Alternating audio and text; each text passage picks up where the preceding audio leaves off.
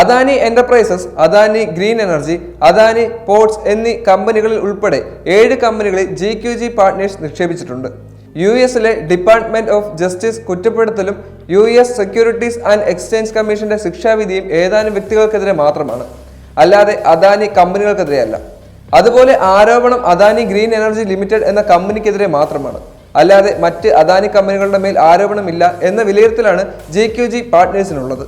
US prosecutor ആരോപണത്തിന് ശേഷമുണ്ടാകുന്ന വൻ തകർച്ചയ്ക്ക് ശേഷം നവംബർ 24 തിങ്കളാഴ്ചയും നവംബർ 25 ചൊവ്വാഴ്ചയും Adani green energy, total gas, Adani power എന്നിവ ഒഴികെയുള്ള അദാനി ഓഹരികളുടെ വില ഉയരുകയാണ്.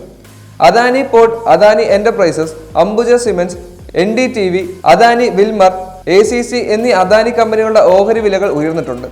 കോൺഗ്രസ് നേതാവായ രാഹുൽ ഗാന്ധിയുടെ നേതൃത്വത്തിൽ ഇന്ത്യയിൽ അദാനിക്കെതിരെ വൻ പ്രതിഷേധവും പ്രസ്താവന ബഹളവും ഉണ്ടായെങ്കിലും അദാനി ഓഹരികളെ അത് ബാധിച്ചിട്ടില്ല.